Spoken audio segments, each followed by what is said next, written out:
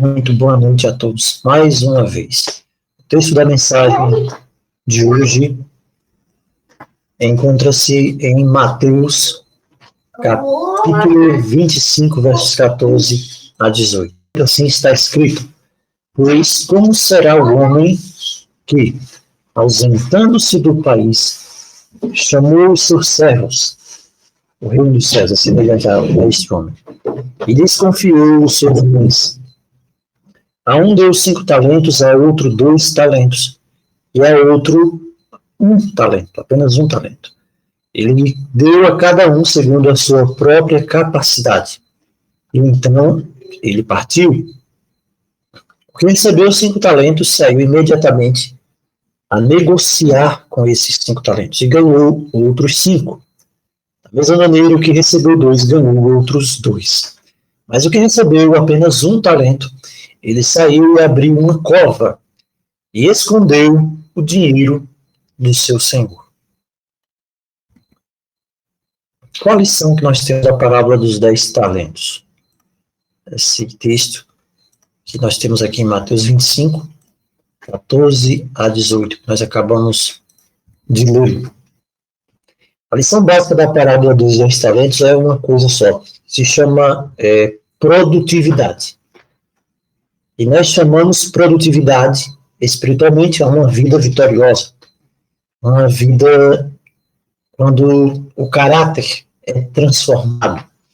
Nós, então, recebemos algumas das virtudes do céu. Isso é produtividade. Enfim, produtividade na vida do servo de Deus, de um cristão, vai depender do tipo de relação que você, que eu, temos com o nosso Senhor. Qual o tipo de relação que nós temos com o Senhor? Os 2 primeiros servos da parábola tinham uma relação de amor e de confiança para com o seu Senhor. Eles sabiam quem era o seu Senhor. Eles sabiam o caráter do seu Senhor. E isso levava-os a agir conforme esse conhecimento de confiança e de amor. O Senhor acreditava neles.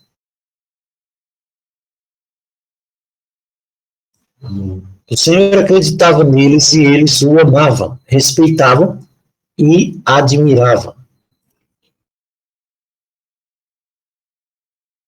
Então, quando o Senhor vai embora,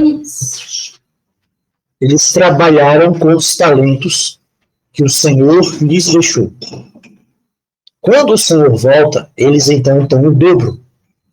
E esses talentos frutificam porque são resultado de um trabalho das suas mãos, baseado num relacionamento pessoal que eles têm com o seu Senhor.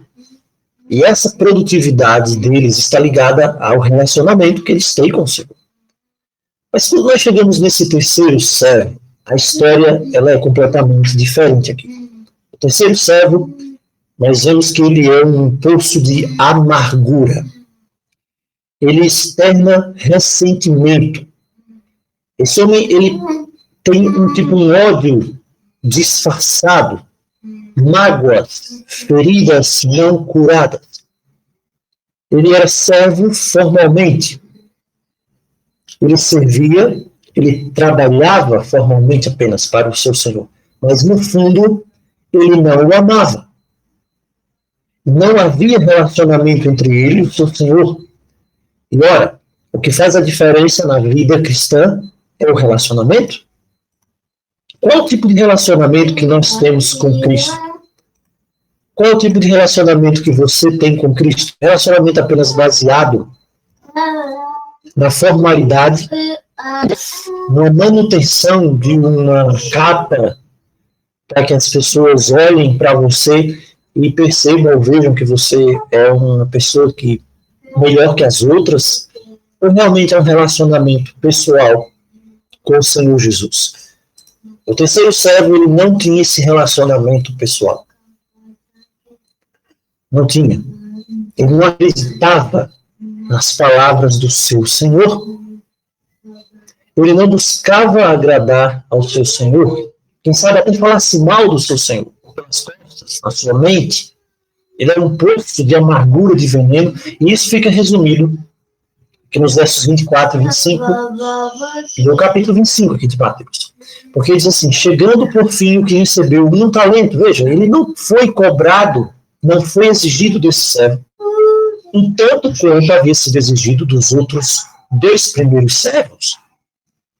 Ele não tinha uma responsabilidade comparável à dos outros servos. A responsabilidade dele era bem menor. Era algo que ele poderia fazer prontamente, bastava que ele quisesse fazer, mas ele não fez.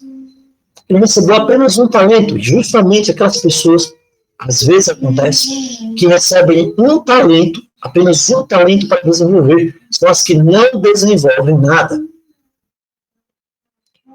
E veja só nas palavras desse homem, Senhor, eu sei, o relacionamento, a visão que esse homem tinha do Senhor era completamente distorcida.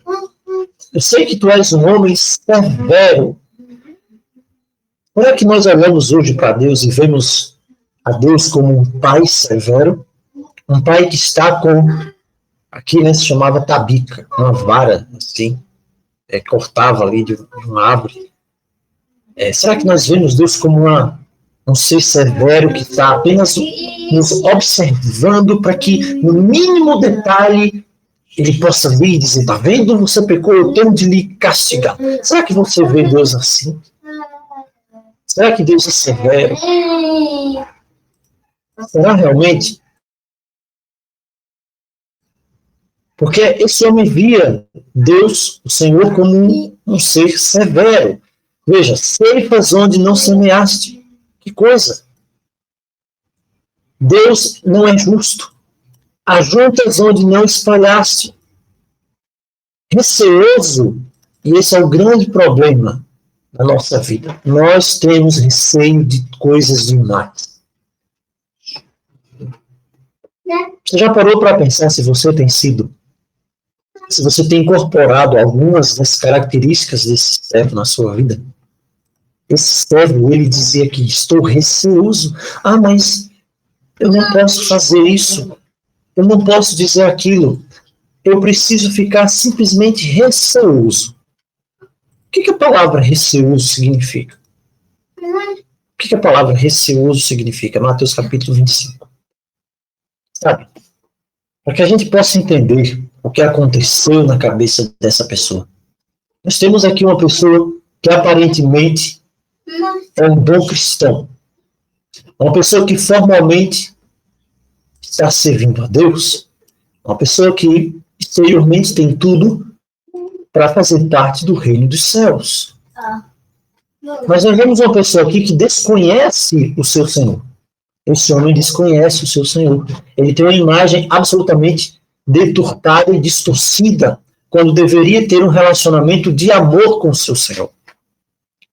Por isso que Mateus capítulo 25, versículo 24 e 25, diz assim, você é um homem severo.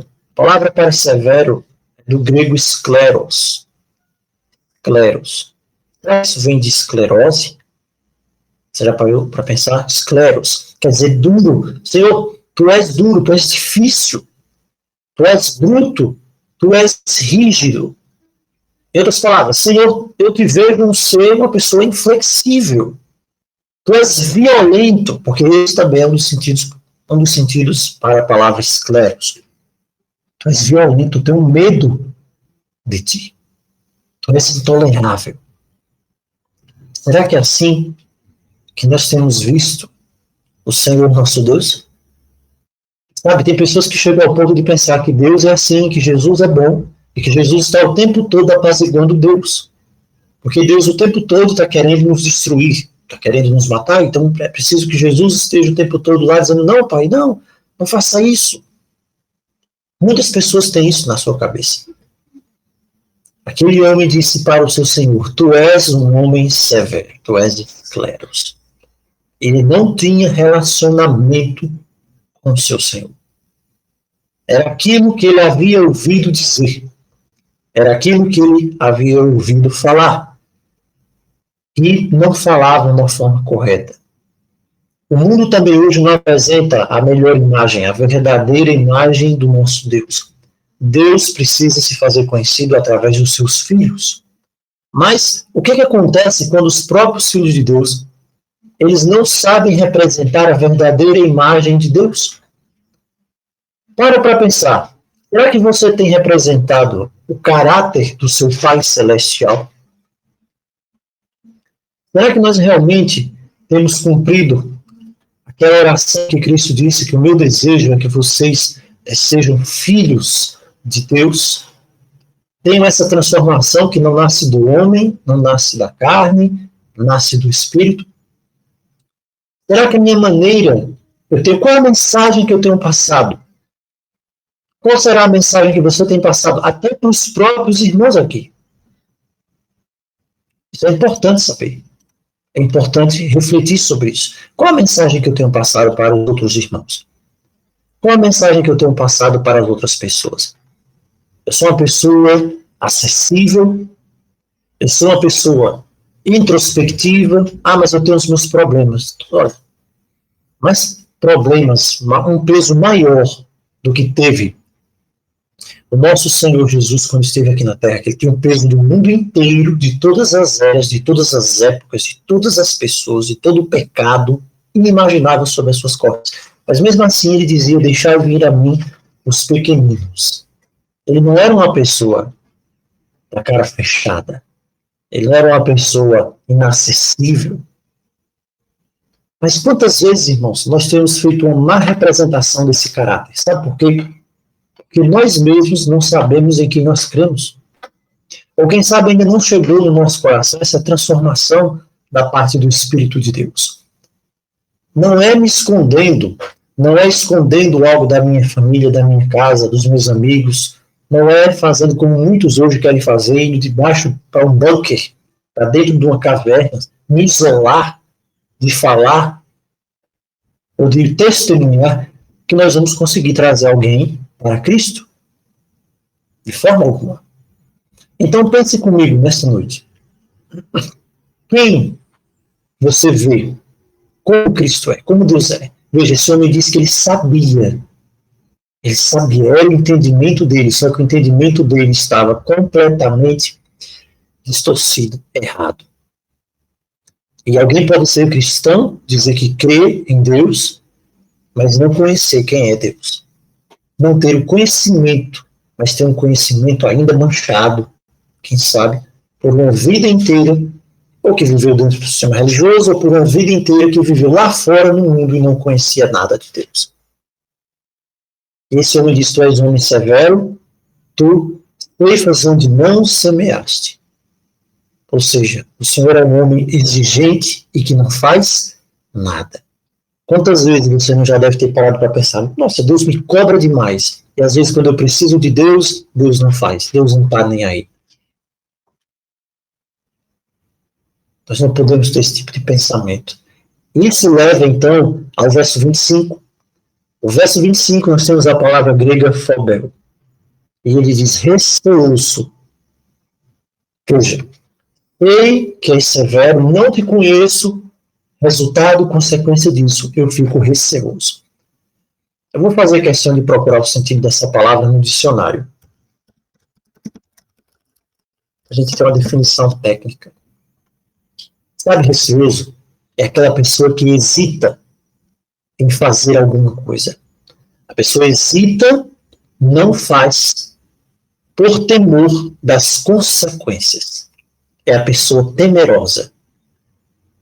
E a palavra diz que no perfeito amor não há medo. O perfeito amor lança fora o medo. Então, receoso, receio, é medo, é temor. No primeiro momento, ser receoso ou temeroso é algo que pode ser consertado. Tudo bem? Pode ser consertado, porque todos nós podemos temer alguma coisa, mas nós não podemos ser receosos nem temerosos quanto ao processo de conhecimento. A palavra diz, conheçamos e prossigamos em conhecer o nosso Deus. Se a visão de Deus para mim é de um ser com a vara, o chicote na mão, pronto para me castigar, eu estou tendo uma visão equivocada, uma visão errônea. E, consequentemente, essa visão vai me levar a me tornar receoso, temeroso. Porque o amor lança fora o medo, diz a palavra. Então, a pessoa não toma a atitude correta. E isso agora, se passa desse ponto, vai levar agora para outra coisa chamada covardia. E a palavra diz que os covardes não herdarão o reino dos céus. Então, veja como uma simples coisa, um simples ligar, mas que tem uma coisa muito importante por trás, que é a questão do conhecimento, conhecer quem é Deus, ter um conhecimento exato da sua pessoa, pode levar para consequências eternas, consequências terríveis. Receoso. É isso que ele diz no verso 25. Eu escondi na terra o teu talento. Escondi na terra o teu talento. Ou seja, eu simplesmente estou aqui com um talento, o talentão do grego, que era ali, mais ou menos, né, aquilo que era pesado, um peso que variava ali, simplesmente era isso, um peso. Eu escondi o teu talento.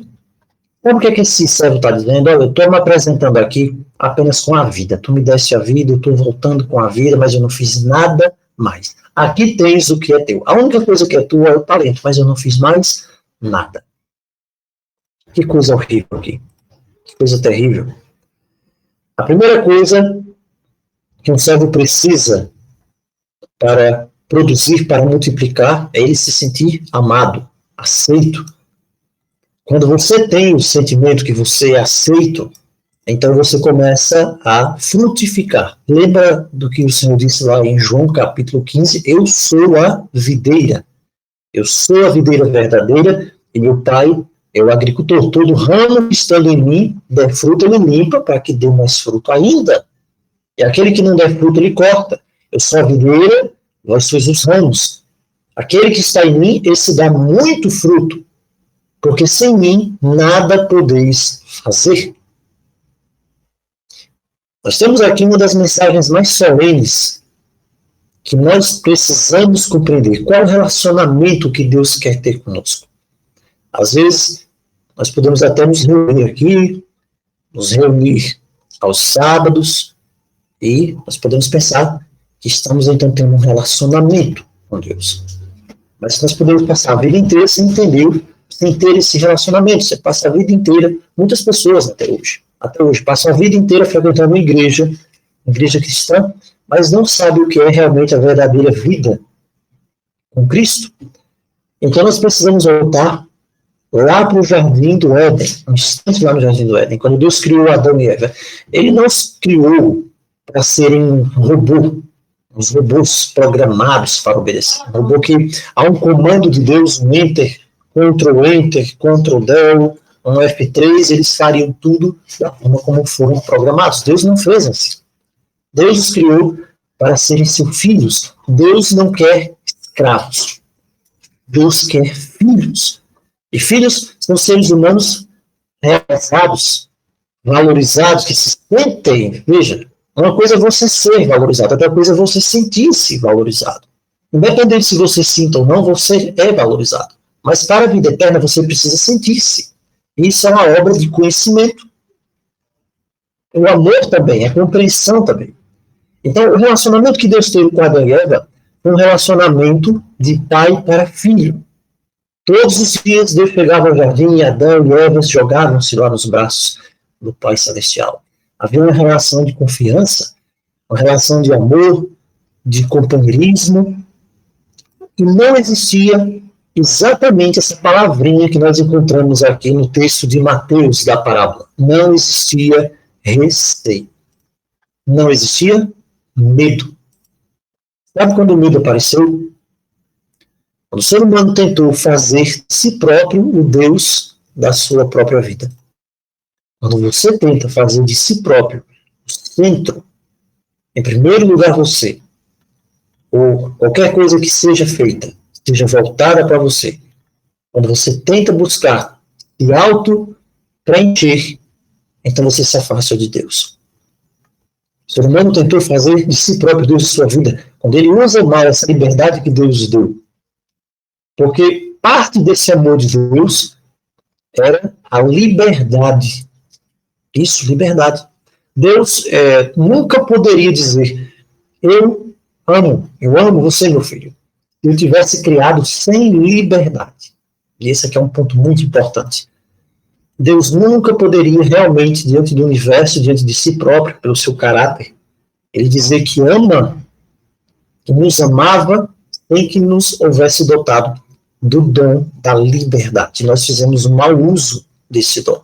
A expressão do amor de Deus era liberdade. Liberdade para fazer o bem ou para fazer o mal. Muita gente se pergunta hoje, se Deus sabia que o homem ia pecar, por que ele colocou no Jardim do Éden uma árvore da ciência do bem e do mal? Por que Deus fez isso? Por que ele colocou, então, a possibilidade do mal? Irmão, a gente tem que ver uma coisa. Se Deus, ao criar o mundo, não tivesse colocado diante do homem a possibilidade do mal, o ser humano não seria livre. O ser humano seria escravo do bem. Ele seria bom unicamente porque não existia a possibilidade de ele ser mal. Não é verdade? Ele não teria liberdade. Ele não teria poder de escolha. Ele seria como um animal apenas. O animal ele tem instintos. Os instintos são programados. Essa é a diferença. O ser humano seria como um animal dominado pelo instinto para um determinado tipo de vida. Ele não poderia decidir, então. E é exatamente por causa disso que Deus criou o ser humano livre. Mas quando ele usa de forma errada a sua liberdade, o texto bíblico nos diz que eles ouviram a voz do Senhor Deus, que andava no jardim pela viração do dia, e eles esconderam-se da presença do Senhor Deus, o homem e sua mulher, por entre as árvores do jardim. Gênesis 3, verso 8. Então vem a grande pergunta que vemos no verso seguinte. Chama o Senhor Deus ao homem e lhe pergunta, onde estás? Que pergunta? Onde estás? Desde aquele dia, desde aquele momento, a grande pergunta de Deus tem sido, Pedro, onde você está? Francisco, onde você está? Aparecida, Rosa, Maria, Juliana, Rubens. Quem mais? Para ficar bonito aqui. Cíntia, onde você está? Helena, onde você está? Edson, Michele, Ribamar, Simone, Eric, Kate, Rosândria, Sônia, Adair, Silvânio, Ibrahim, Cibele, Eduardo, Claudivan, Fernando, onde você está? Graças a Deus, para a honra e glória do Senhor, o Senhor já nos encontrou. Mas mesmo assim, ainda hoje, quem sabe ele continua ainda perguntando, onde você está? E aí vem a resposta do homem. E qual é a resposta que nós damos a Deus? Você está escondido atrás de uma árvore. Imagina comigo essa cena. Nu, com vergonha, arruinado, quebrado por dentro, culpado. Você já sentiu alguma vez na sua vida uma culpa muito grande, muito forte mesmo? Imagina essa culpa aí aumentada por 10 vezes mais. Tormentado pela consciência. Então o homem diz, Senhor, eu tive medo e me escondi. Irmãos, no cristianismo, o relacionamento com Cristo verdadeiro, não pode existir lugar para o medo. Medo. Você tem medo de alguma coisa? Você está se retraindo por causa de alguma coisa? Mas eu estou com problemas. Mas eu estou evitando falar por causa disso, por causa daquilo outro. Não é correto. O medo é fruto desse afastamento. Antes da entrada do pecado, não existia medo. Deus nunca desejou que no relacionamento entre ele e nós, como seus filhos, existisse a palavra medo. O medo. Mas o medo acontece em nossos dias. E muitas pessoas usam do medo até em nome de Deus. Muitos líderes, líderes religiosos, estão criando a religião do medo. Não as pessoas a temer a Deus, ver Deus como aquele soberano sentado no trono, como nós falamos, com a vara na mão, olhando para a terra, olhando ali com radar, com GPS celestial, afinadíssimo, quem está se comportando mal para castigá-lo. Então, desde criança, nós podemos ter crescido com esse conceito. Se eu for bom, Deus me ama. Eu fiz isso, então Deus está me amando mais. Eu fiz uma oração hoje de 10 minutos, Deus está me amando mais. Mas eu nunca fiz uma oração de meia hora. Se eu fizer uma oração de meia hora, Deus vai me amar mais. Mas amanhã eu não li a Bíblia hoje, Deus está me amando menos. Se eu não for bom, Deus não me ama. E muitas vezes nós crescemos assim. Não é verdade? E nós crescemos assim. E então, um belo dia, você bate o carro.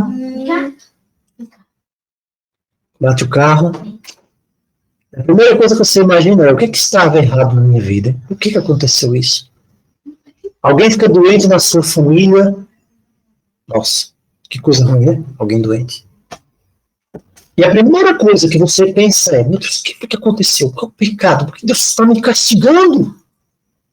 Deus está me castigando. Se tem algum pecado oculto na minha vida, para que essa doença atinja aqui a minha família, me atinja, qual foi o pecado oculto? O que está acontecendo para que isso venha aqui na minha família? Então você perdeu o emprego.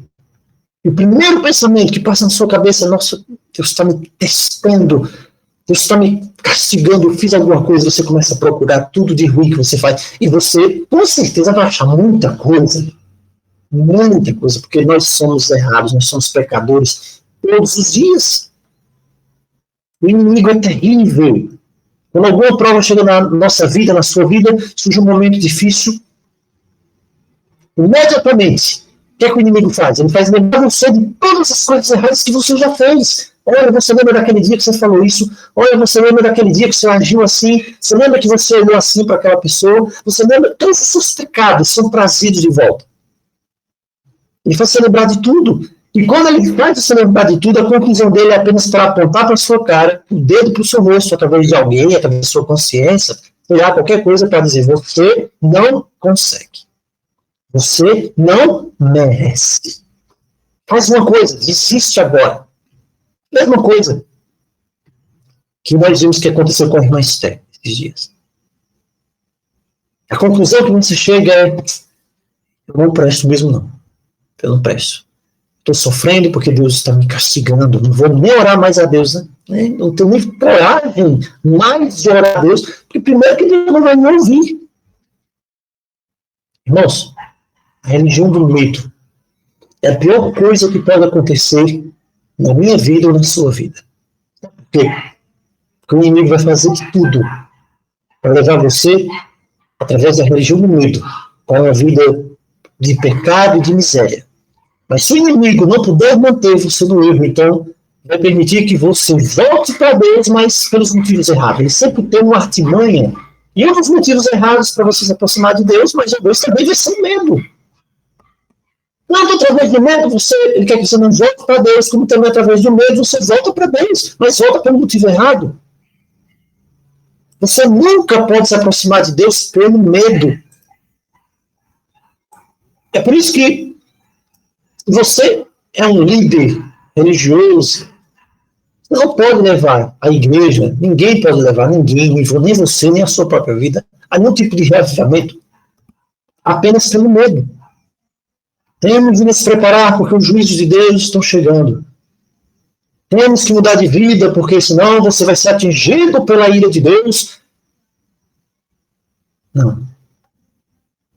Se você se preparar pelo medo, a sua preparação não vai valer. E quantas pessoas hoje estão se preparando apenas por causa do medo? Uma coisa é você saber dos eventos proféticos que vão acontecer.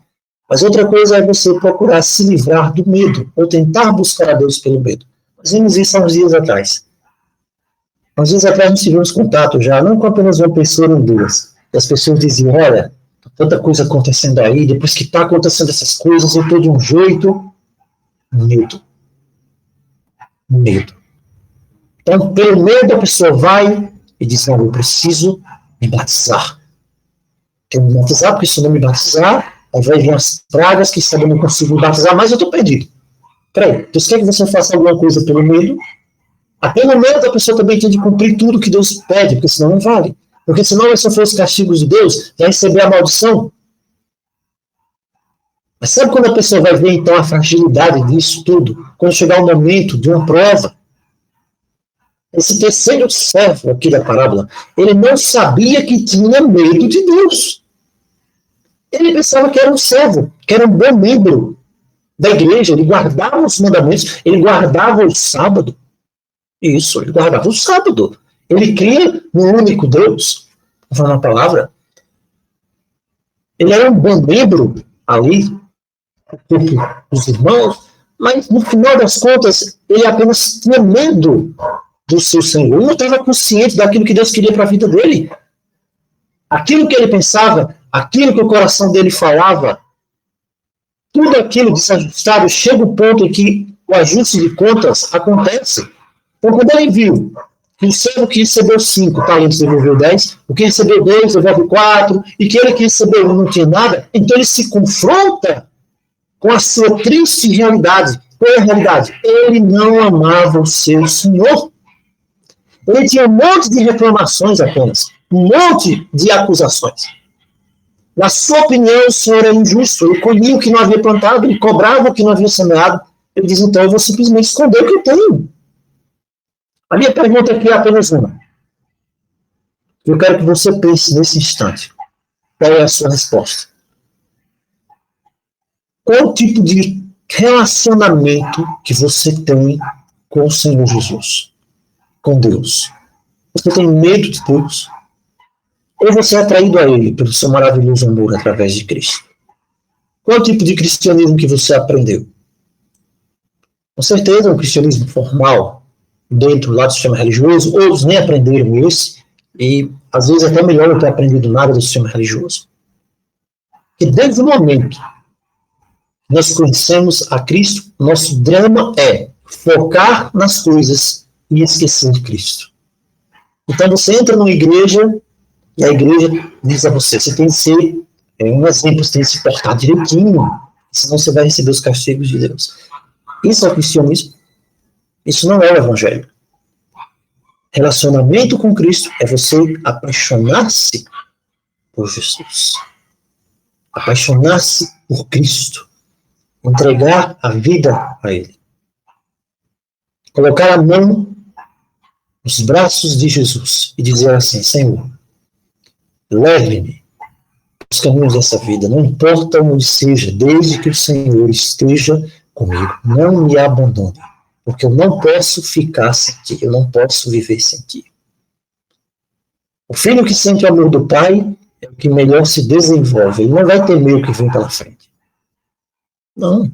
Você sabe que vai acontecer, que desafios virão, mas o seu pai estará do seu lado. E ele ama você com amor incondicional. Você acha que só porque caiu uma vez, Deus o odeia? Ou porque você escorregou 1, 5, 10 vezes, Deus não quer mais nada com você? Nossa, a Bíblia está cheia de exemplos de um pai amoroso que te espera, que lhe procura, que lhe chama e que até o último momento não perde as esperanças. Eu tenho visto isso. Quantas vezes eu vi isso? Quantos exemplos eu já vi assim, que eu olhei e eu pensei, e eu disse até para as pessoas, eu disse, olha, eu acredito que agora acabou. Eu acredito que Deus não vai tomar atitude nenhuma mais com relação a essa pessoa. Essa pessoa está rejeitando a Deus demais. De repente vinha uma palavra de Deus e dizia, vai lá falar com aquela pessoa. Vai lá dizer a ela que volte. Vai lá dizer a ela que ainda tem uma oportunidade. E aquilo surpreendia. Porque se dependesse de mim, eu não ia lá nunca mais. Mas o amor de Deus vinha e dizia assim, vai lá novamente. Deus, Cristo, está nos esperando. Esperando a sua oração, esperando o seu contato, digamos assim, mas ele não está longe, ele está aí do seu lado. Que a nossa oração nessa noite seja, Pai querido, obrigado por esse infinito amor. Nós nunca podemos entender esse amor infinito, mas nós sabemos que ele existe, que ele é real. E nós queremos participar desse grande amor.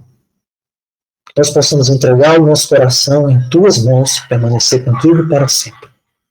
Em nome de Jesus. Amém.